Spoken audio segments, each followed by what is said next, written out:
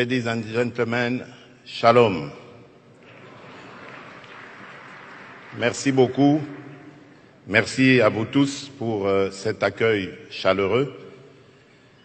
À Madame la Présidente Besti Berns-Korn, ainsi qu'à tous les leaders de EPAC, merci de m'avoir associé à cette grande conférence.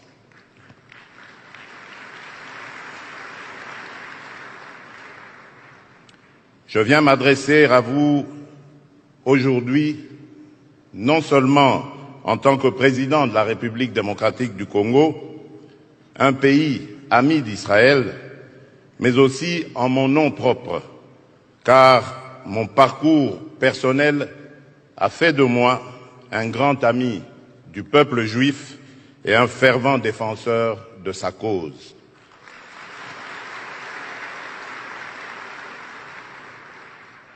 Par ma foi chrétienne qui tire sa source dans la relation entre le Créateur, l'Éternel et le peuple juif, j'ai le plus profond respect pour le caractère prophétique de l'histoire de ce peuple et de son destin.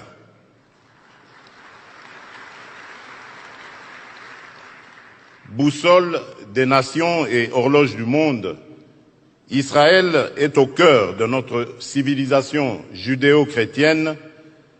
Vous comprenez donc mon attachement particulier envers la nation d'Israël, son peuple ainsi que la ville sainte de Jérusalem, selon qu'il est écrit dans le psaume de David, « Priez pour la paix de Jérusalem ».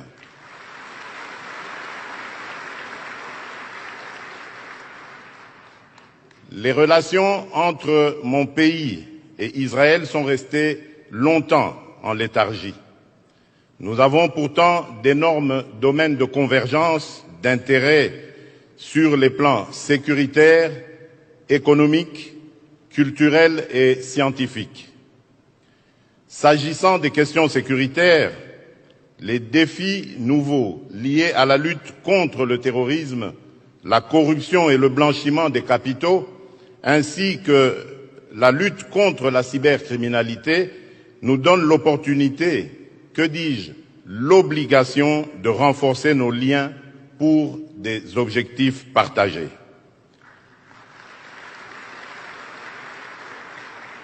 Je désire tisser avec Israël des liens forts et une alliance dans laquelle mon pays sera une bénédiction pour la nation d'Israël, selon la promesse de l'Éternel qui dit à Abraham dans Genèse 12, verset 3, « Je bénirai ceux qui te béniront ».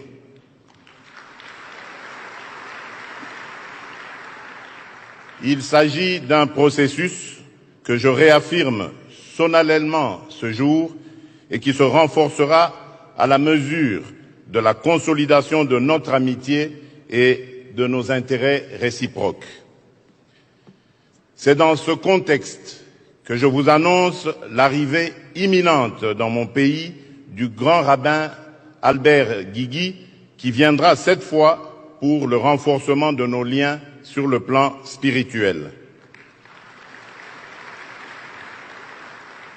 Pour ne pas perdre cet élan, pour consolider nos liens et discuter de nos intérêts mutuels, je compte effectuer une visite en Israël au courant de cette année.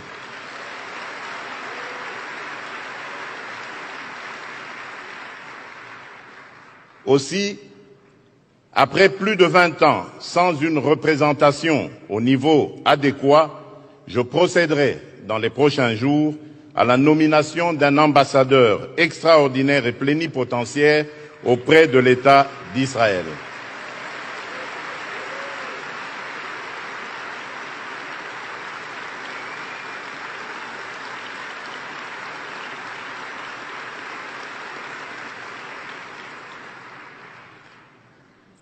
Dans le même ordre d'idées, il sera créé une section économique animée par un personnel de haut niveau ayant la mission de promouvoir les relations économiques entre les deux États.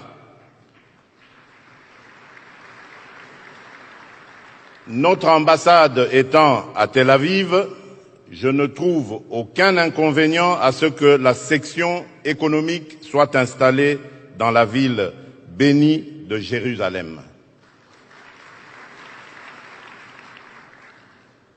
L'expérience et le savoir-faire d'Israël dans les domaines de l'agriculture, des sciences et de la technologie ont toute leur place dans mon pays qui s'étend sur 2 345 410 km² et plus de 85 millions d'habitants, mais n'exploite encore que 10% de ces 120 millions d'hectares de terres arables et irrigables, une partie infinitésimale de ces ressources en eau et de ces ressources minières estimées à plus de 24 000 milliards de dollars.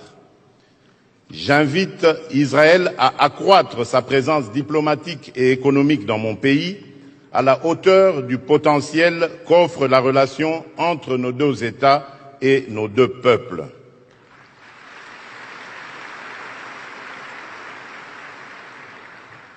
Depuis toujours, l'histoire d'Israël me fascine et m'enseigne, qu'il s'agisse du roi David, en passant par les premiers ministres Ben Gourion et Golda Meir, Yitzhak Rabin et Shimon Peres, ou encore le général Moshe Dayan et tant d'autres héros de l'histoire humaine, cette nation est une source d'inspiration.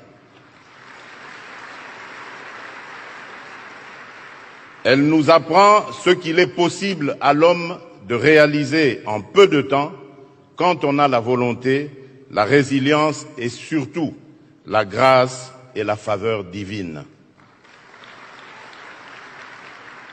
Chers amis, je ne terminerai pas mon allocution sans féliciter le pays hôte de ce forum, les États-Unis d'Amérique, qui a toujours été une bénédiction pour le peuple d'Israël.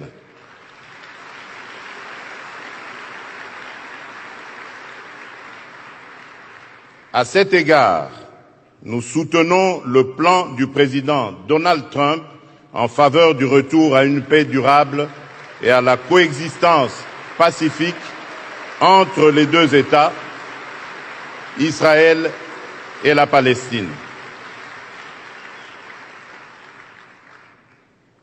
Enfin, je remercie mes frères et sœurs chrétiens évangéliques de ce pays qui, pour leur soutien indéfectible à la paix et la sécurité de l'État d'Israël.